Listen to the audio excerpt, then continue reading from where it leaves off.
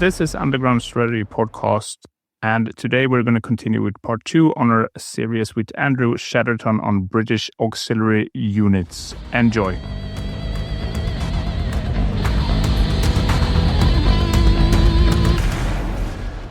Andrew, at this point in the pod, we going into the counterfactual, right? There's a bit of a fictional setting. So for our listeners, you've mentioned so many different capabilities from the letter drops, the wireless sets, the intelligence networks, some of the training. So we're going to put so just a fictional setting to you as a case study, and then we'll ask you a couple of questions just to see how this could have played out, if that's cool. Yeah, very cool, yeah. Okay, so here we go. And this is fiction, just in case we get a ton of emails that I know nothing about history, which, I would accept. So in early 1945, a battalion of Wehrmacht Marines, divided up into smaller structures, that's 5 to 10 men, have managed to get from Germany, Bremen, North Africa, can't remember which port, intelligence is a bit shoddy, Spain, and the low-lying countries by ship to northeastern England. In close collaboration with the German spies and disguised as civilians, they make their way into the interior. There they have caches of weapons planted in different areas. Their aim is to create a diversion while the main battles in Europe are taking place.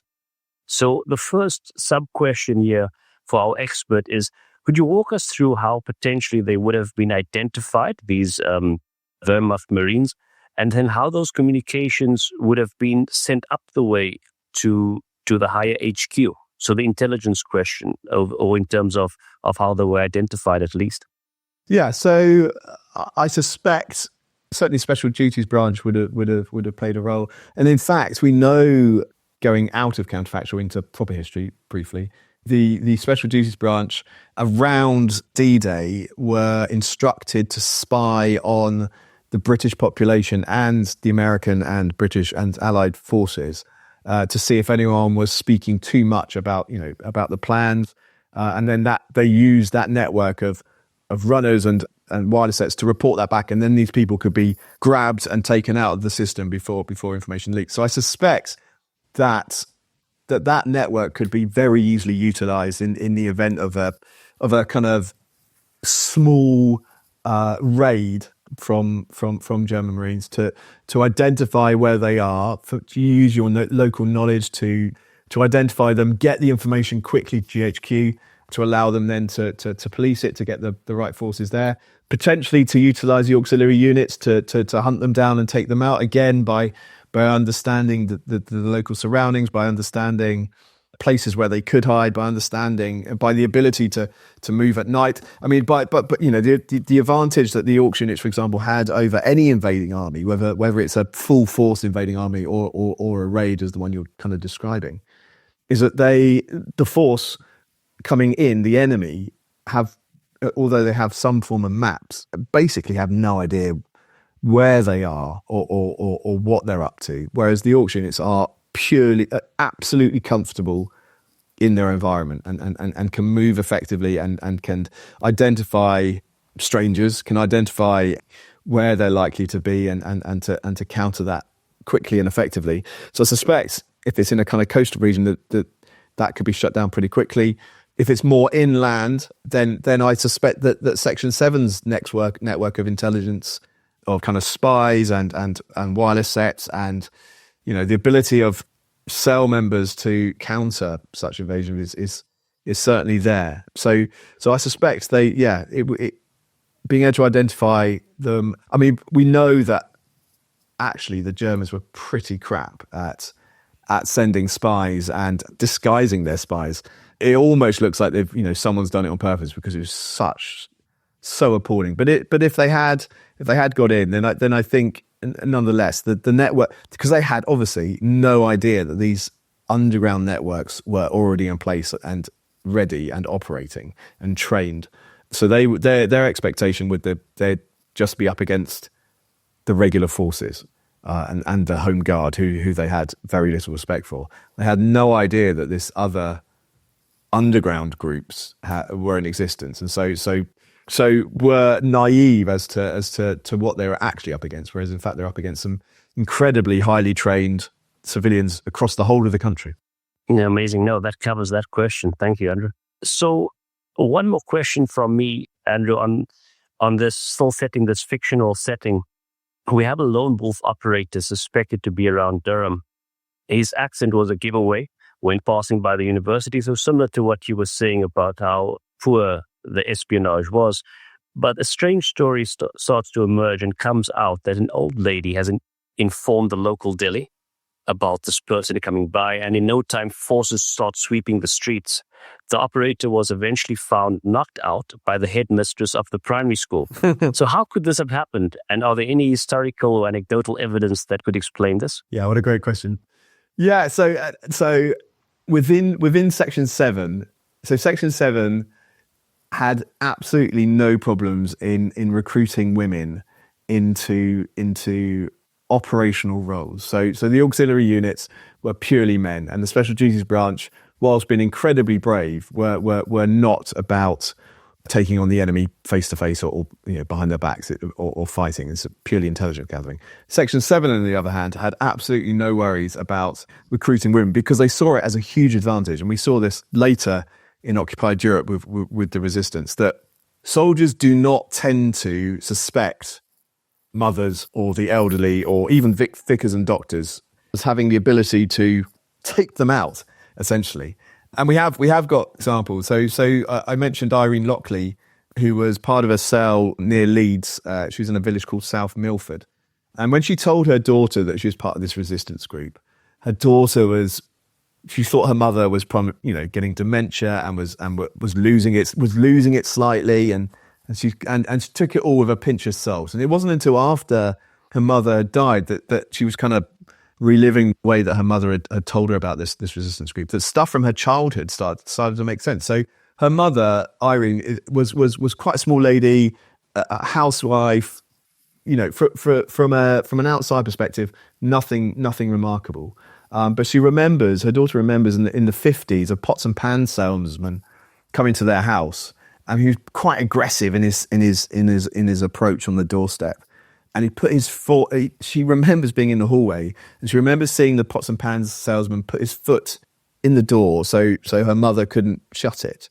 And the next thing she remembers is the pots and pans sales guy flying through the air, landing in their front garden with kind of pots and pans everywhere, because her mother has performed some kind of unarmed combat move on this guy. And so she's like, crap, actually, this now starts to make sense. I mean, that, from almost like a repressed memory of this happening, it starts to make sense. And the pots and pans sales guy made the same mistake as a German soldier or a German officer would have, to naively, or to understandably probably, think that there was no threat from this woman, and so you're not on the defense, and suddenly you're flying through the air. And so yeah, absolutely, there's lots of evidence of this. There's another lady in Yorkshire who is a member of a quite famous organisation in Britain called the Women's Institute, which tends to be known for making kind of jam and selling and doing a lot of knitting for charity.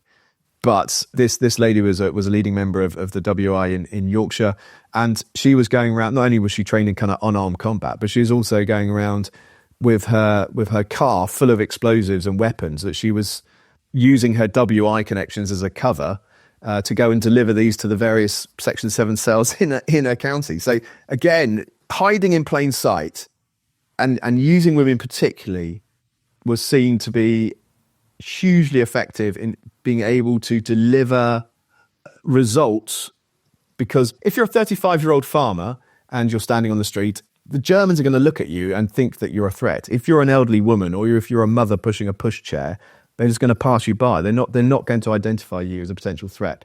And the British very, very early on in this process, before the French resistance and the other resistance in mainland Europe had utilised it, understood the effectiveness of particularly of women in combat roles. And MI6 were very quickly recruiting these women into such roles. And I think it would have been incredibly effective, but for a very short amount of time for that person, because they would have been very quickly identified and taken away and tortured and shot and all that horrible stuff. But for a short amount of time would have been hugely effective, as we saw on the continent later on in the war. Brilliant answer. And if somebody's listening and I want to do a movie script out of this, we are willing and able. Definitely. I mean, it's amazing stuff. This is what spy stories are made of. And as Tony said before, Andrew, we definitely know where Ian Fleming got his inspiration from. And we've been talking about utilizing women and these more unexpected people for different roles and how they did it effectively. But you also mentioned quite early in this podcast about boy snipers, that they were using high school boys as snipers. Was that a real thing? I mean, is there evidence that they did that? Yeah. So again, it tends to be relatives telling us the tales that their relative told them, quite often quite near their on their deathbeds almost. But they're all from separate parts of the country, and they all link up, which makes it, you have to take a lot of this stuff with a pinch of salt, because people tend to like to exaggerate their role, particularly during the war. But when the same stories are linking up from across the country, you can start to make those links and understand the story. And we have stories from across the country, from Liverpool, from Birmingham, down to Southampton, across the whole length of the country, of teenage boys being recruited. Quite often these boys tended to be either kind of so air raid precaution messengers. So they've obviously already been determined to join up. They've got a role within wartime Britain, and they're, an ARP messenger as a kind of 13, 14-year-old boy meant that you were cycling through the Blitz to take a message from a house that had been bombed out back to ARP headquarters to allow them to send the right emergency services there. Jesus. Yeah. That's boyhood in beast mode. Yeah, exactly. And so you already know that a lot of these boys are made of the right stuff, as it were, because their current actual role is bloody dangerous, and they're doing it, at night and getting on with it. Others were members of the kind of air training course. They had a good understanding of wireless systems and could handle web, all that kind of stuff. So absolutely, yes. As I mentioned earlier, they certainly in Liverpool, for example, teenage boys were being taught how to handle rifles, seemingly in the tunnels under the Mersey. In Matlock in Derbyshire, we know a 14-year-old boy who was an ARP messenger. He was being trained in weapons, and it seems like they were, rather than being kind of, they weren't using knives and kind of unarmed combat, but they were being used as snipers. So taking out key figures within the German occupying forces, or indeed British collaborators, we suspect. And again, a 14-year-old boy is less likely to be stopped than a 20, 30-year-old bloke. So they absolutely relied on that as well. And they were the same with women, certainly, or teenage girls, slightly older, it seems, kind of 15, 16, 17, were being taught how to be honey traps. So how to attract German officers and soldiers into dark alleys or into the woods. Germans would think they were getting one thing, but in fact they'd be getting something else entirely. And these women were being taught how to use the garrote. So, brutal ways of and up close and personal, and very different from a sniper. You're in the person's face essentially, and using the garrote, which is just a horrible way. But yeah, and again, we in Britain particularly, we don't.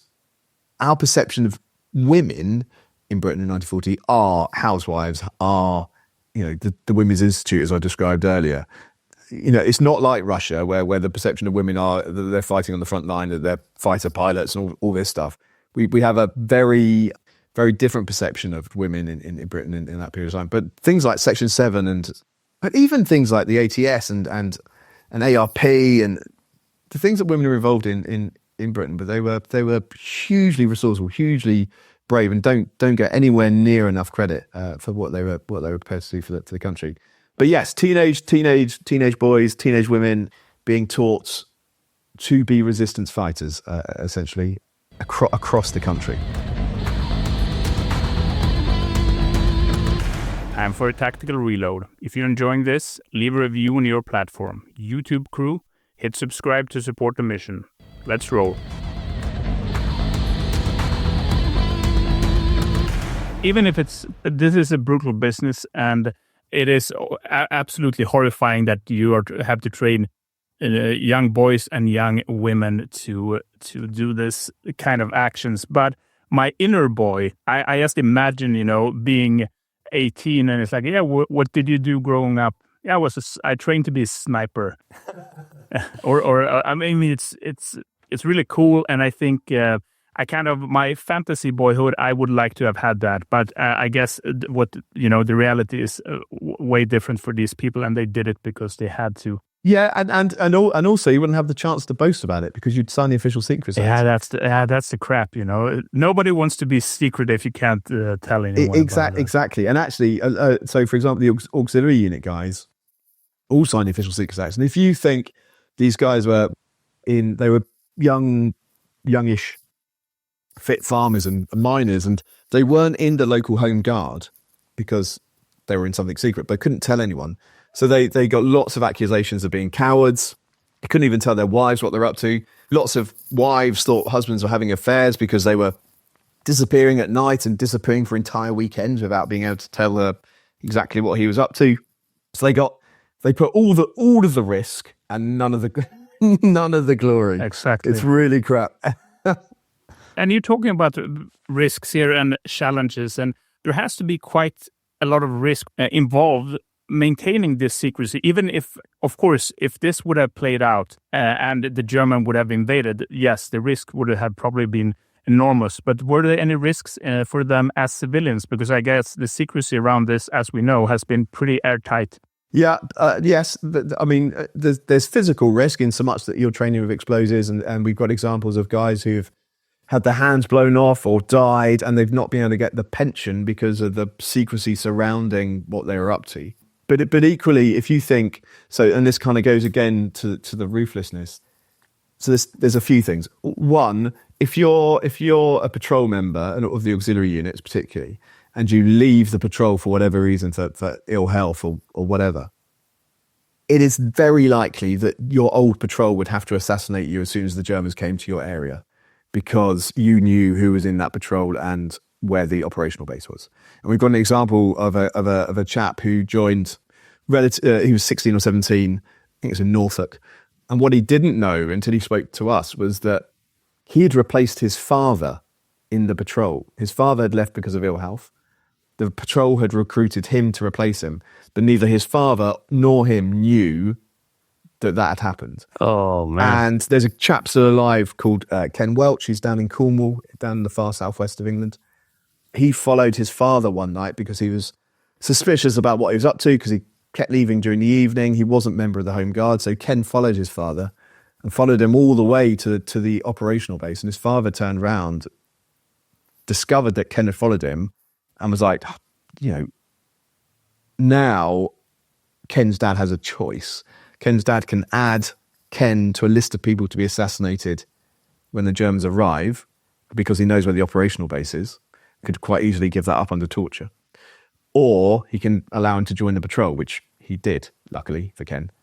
So he allowed him to join. But the first targets that Ken's patrol had to take out was an elderly couple at the top of the hill, which overlooked the entrance to the copse where their operational base was, because every weekend and most evenings they'd see these guys walk into this copse. So if the Germans had got to as far as Cornwall and stuff starting to be blown up and people are being assassinated, and the Germans questioned this elderly couple, they would say, well, actually, these guys kept going into this copse at the bottom of the hill there.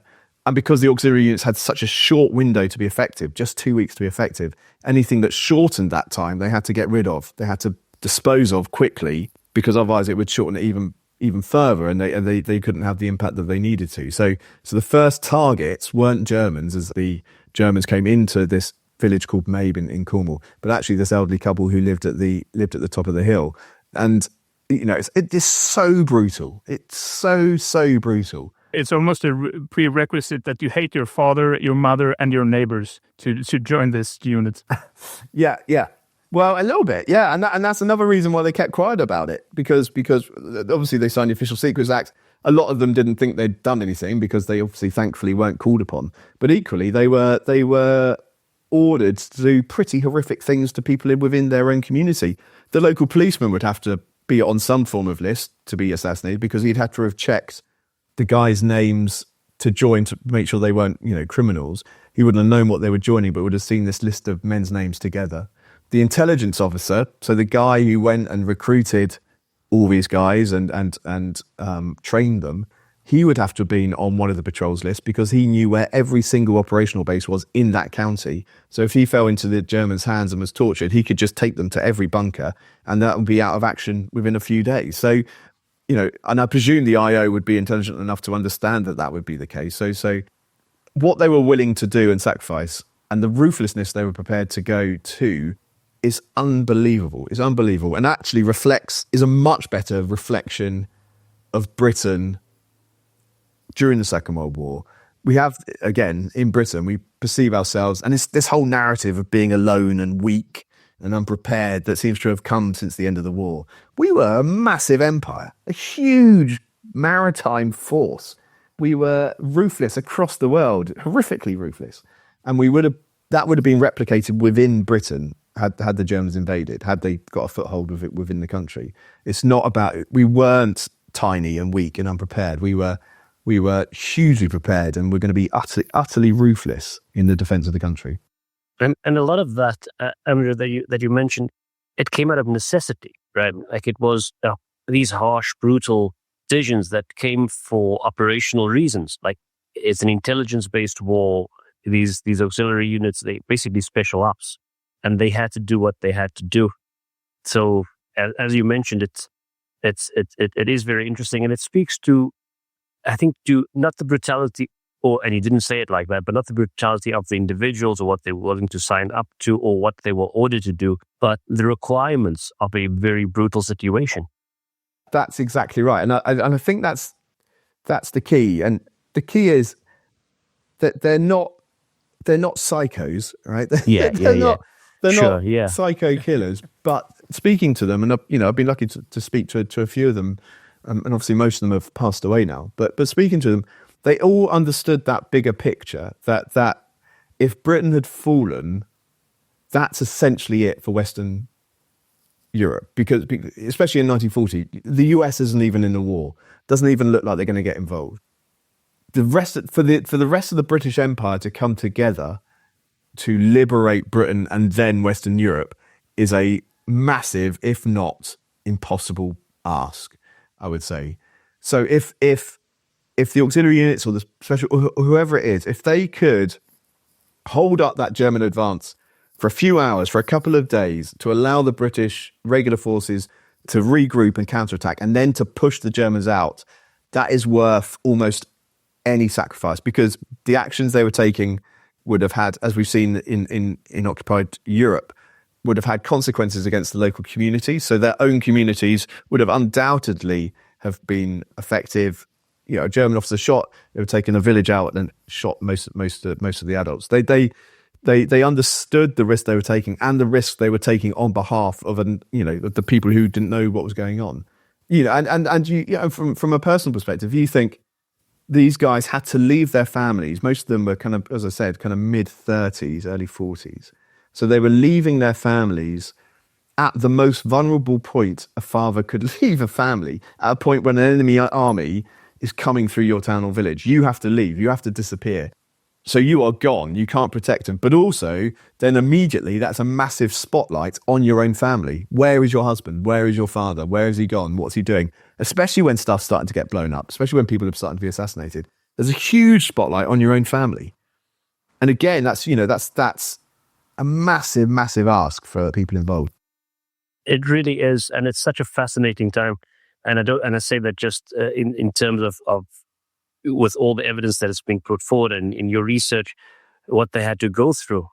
And one often wonders with the discussions on trauma these days and what soldiers go through, post-traumatic stress, or the various forms of trauma, combat trauma and others.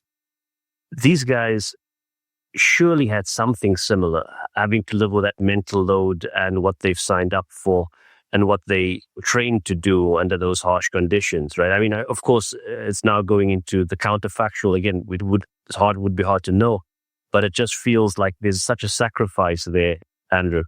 Oh, definitely. And that's, obviously we weren't invaded, but I still think it had a major impact on their on their lives, on their everyday lives, and I'm sure it had a the pressure that the pressure that Ken's dad had. Yeah, that what a decision, what a question for him to pose. Either way, you are essentially saying that your son's going to die if the Germans come, because he's either going to be assassinated, or he's going to be part of a patrol that's got a 2-week life expectancy, or he's going to stay at home and the Germans are going to torture him because his dad's disappeared.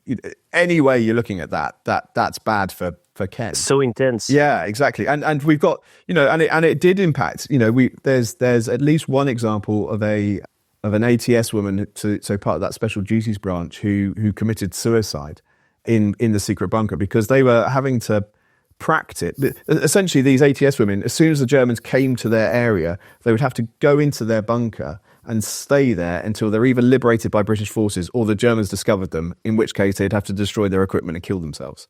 So, and the pressure of just training, of being in these ghastly underground bases with a generator pumping out just horrific conditions. Just the training was enough for at least one of them to commit suicide. So do it in real life, and the pressure that they had no way of knowing what was happening above ground. So at any point, the lid could be lifted, and it could be a German, and you have to then destroy as much as you can and kill yourself. It's just brutal.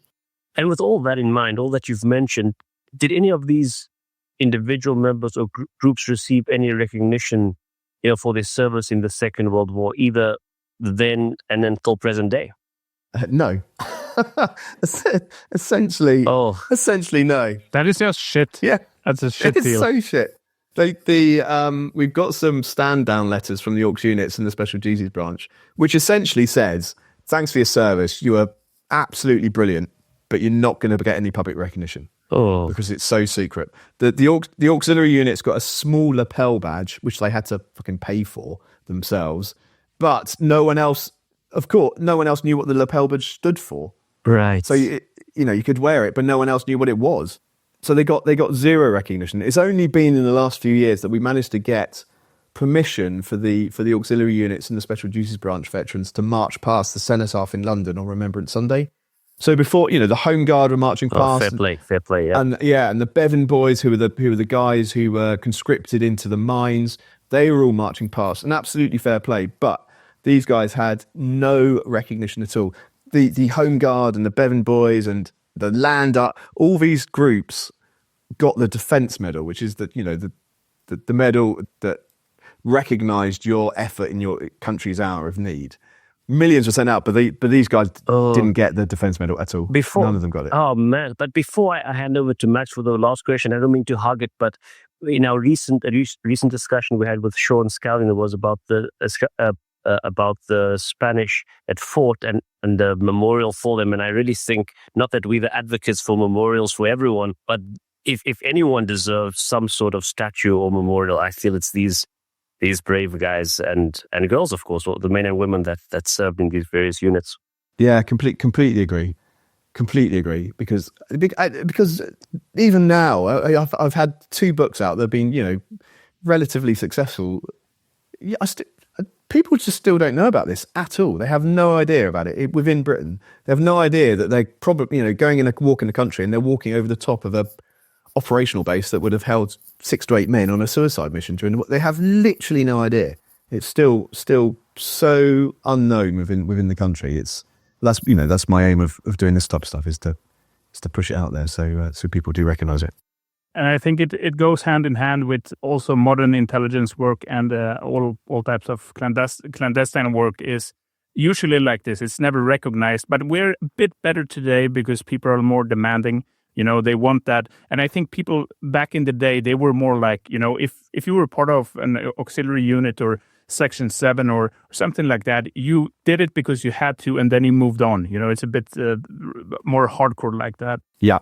But I think it's weird with the recognition, but it also, I don't know. I mean, it's a part of the game because if it's secret, it's secret. And if it's secret for real, it's not Navy SEALs or SAS secret, but real secret. Yeah, it's going to be problems, right? Yeah, correct. Down the line. But I think most of these participants, I would say that they understand what they did, but it can feel a bit rough sometimes when you don't even get the participation medal. even, which they should. Yeah, And, correct. talking about that, I hope that you get more recognition for your work, because we mentioned that you were an author, or you are an author, and you have written 2 books, Britain's Secret Defenses, and also the latest one, if I'm correct, Fortress Britain. That's it. 1940. Can you tell us a bit more about your books? Yeah, so Britain's Secret Defences is my first book, and in it, it's essentially I've written what I've said today. So it's about the auxiliary unit. So no need to don't buy the book. Don't need to buy it. Don't buy it. The auxiliary units and special duties branch. I do cover things like, so the Home Guard, for example, as I've said, has been much maligned in this country because of a TV series called Dad's Army. But actually, their role was critical, and they had secret. So they were allowed to operate kind of guerrilla forces outside of the areas the auxiliary units were operating. So they had kind of secret forces within themselves.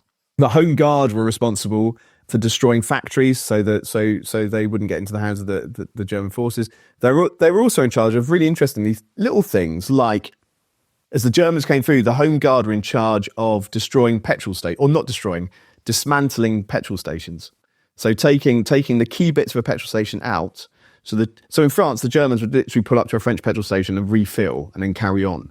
So the Home Guard were in charge of dismantling petrol stations, burying and keeping the stuff safe, and then as the British counterattacked, putting it back together so British tanks could fill up. So I cover a whole range of stuff within Britain's Secret Defences. And in Fortress Britain 1940, as I was writing the first book, and I'm doing all this stuff about the secret and unsung civilian defences, I just got to think about how our whole perception of Britain in 1940 is basically this Dad's Army, Home Guard stuff and Spitfires.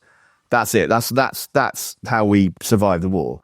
But actually, so in Fortress Britain 1940, I cover the land. So I talk about all this secret stuff we've talked about today, and actually the role that the regular forces would have played, because we actually had quite a few regular divisions here. They would have been really effective. I talk about, our landscape here is littered with pillboxes, which now, from a modern day perception, look crap. They look like a concrete thing in the middle of a field. They look like it's going to be not effective at all. But actually, within a war, if you'd seen it at the time, it would have been connected to others. It would have been, camouflaged, all this stuff. The pillboxes tend to represent our perception of Britain, just being a bit crap and a bit last minute and a bit rubbish, but actually would have been highly effective. And stop lines. So essentially, in 1940, when we didn't have much mobility because most of our vehicles were left on the beaches of France, Ironside came up with a stop line tactic, which essentially is pushing the Germans in the direction you want them to go. So you could use your limited mobile reserve to hit them in the place they're going to end up, because you're pushing that way, because you've got stop lines, so they'd always find the kind of easier route through.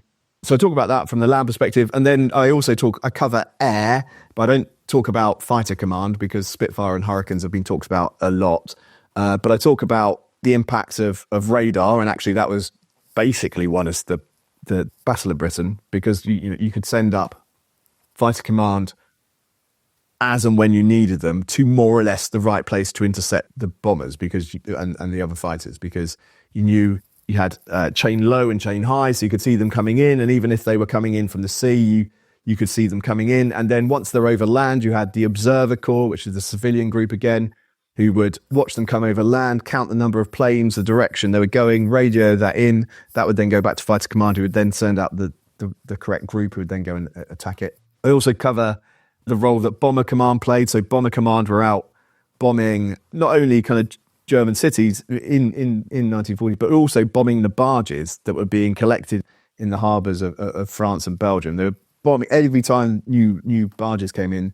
Bomber Command were coming over, and there's huge acts of heroism in Bomber Command during those early part of the war, and they get absolutely zero recognition for it. We also talk about Coastal Command, who are out there bombing U-boats and protecting naval convoys. And then finally, I talk about the sea, because actually that's the main point, is that the Germans couldn't have got across anyway, because the Royal Navy would utterly have destroyed them. So we talk about the strength of the Navy. It's something like during the Norwegian campaign, which was a disaster from an Allies perspective, really. But the Royal Navy destroyed damaged 18 out of the 23 first-class ships that the Germans sent up to the Norwegian campaign. We utterly destroyed them. So anyway, it covers all of that stuff. So basically, the unsung and secret side of Britain's defences, which gives us a much more realistic view of what it was about. You tuned in, you're liking the vibe, so why not buy us a beer? Think of it as hydration for strategy. Head to undergroundstrategy.com/support and keep us in the fight. All right, back to business. Excellent. And I mean, I love that myself because there is too little about everything that's been secret and unsung. People tend to go with the more popular choices. Yeah, correct. Like Spitfires and other things. So I think it's important that people are actually both investing time and that they're willing to educate, because we have to, I mean, that generation is almost gone.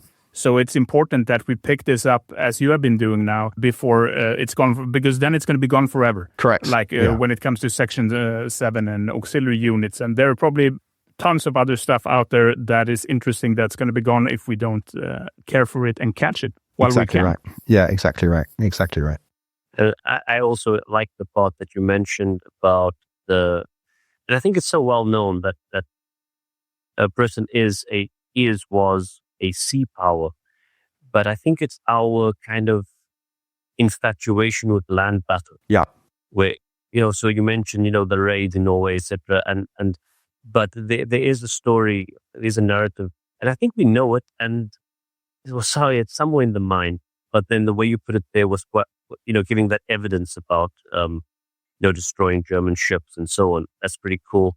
And also the innovations, the radar systems, because I remember reading about it way back and in some of my own research, not on this level at all, but mine was more on a biography about Jan Smuts and during the First World War. Okay. But it was about basically how the Royal Air Force, it was a couple of pages, right? But linked to all of this are the innovation, right? And radar was very important and how that came to be such a force multiplier, really, or maybe that's not the right word, but just in terms of find, fix, destroy.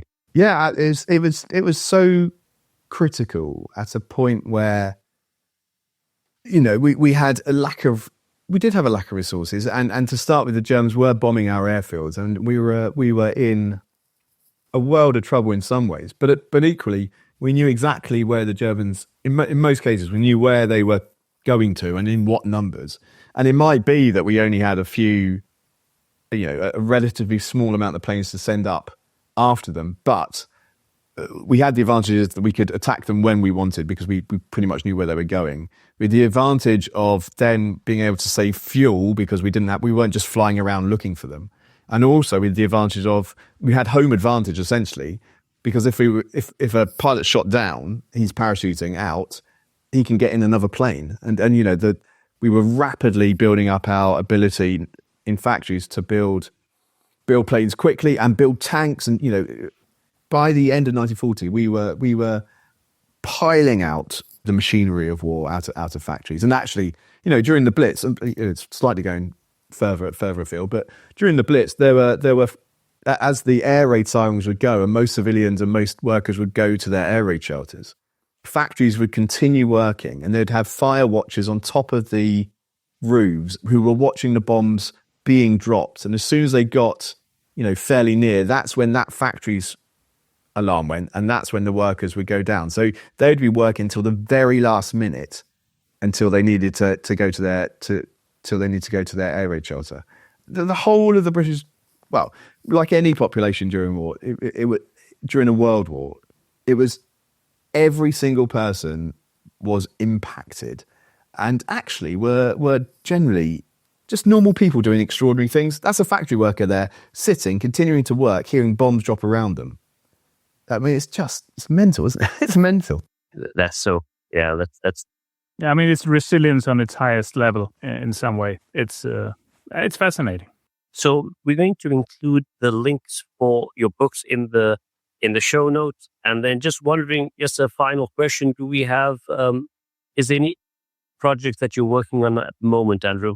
Yes. So very excitedly, I've just signed a deal with Headers Use Publishers, which Bloomsbury owns. So I'm doing my third book is on 4 chaps who joined the auxiliary units in 1940. So real life, and the nature, and particularly those scout sections. So the regular soldiers that made up patrols that I was describing earlier were by kind of early 44. The threat of invasion is pretty much diminished, and they were being sent back to their parent units. But Paddy Main, Lieutenant Colonel of 1st AS, got to hear about them and was like, Jesus, these are highly trained guerrillas and saboteurs.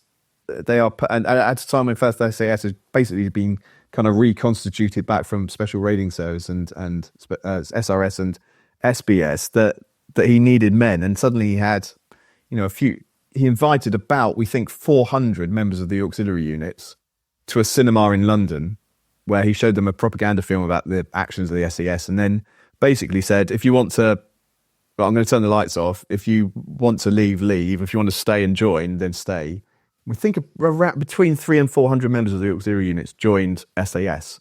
So what I'm doing is I'm following these 4 particular guys, through their kind of auxiliary unit journey, going to the cinema, joining the SAS, and then they took part in an operation called Operation Gain in kind of July 44, and basically their role was the opposite of what they would have done as auxiliary units. So they were protecting an invasion. So they were dropped in behind the lines, and they were blowing up railways and slowing down the supplies to the German defences to allow the Allied invasion to grab a foothold within the country. But it was pretty much a disaster. There's betrayal, there's murder, there's executions, there's huge, incredible bravery from these guys. And so I follow them all the way from kind of normal chaps joining the auxiliary units to being in SAS and having this incredible 4 or 5 week operation in occupied Europe. Just amazing. That does sound very exciting, and I am looking forward to hearing more about that, reading that book, and also having you back on the podcast for that, Andrew. Yeah, I'd be very, very happy to come back on and chat through that, because some of the stories are even more unbelievable than some of the stuff I've told you today. So yeah, definitely. Amazing stuff. Well, a big thank you from me and from Max. And Max, last words to you. Yeah, it's been an absolute pleasure to have you on board today, Andrew. And I think you have managed to pick all the things that I'm very interested in. So that is very unfortunate. But I really loved it. And I'm going to buy some books and then hopefully get them signed one day by you, because I would love that. And otherwise, I'm looking forward to hear more about your new projects. And that was everything for us on Underground Strategy today, or for this week, and we will be back next time. And thank you so very much, Andy, and see you later. Bye-bye. Thanks, guys. Cheers.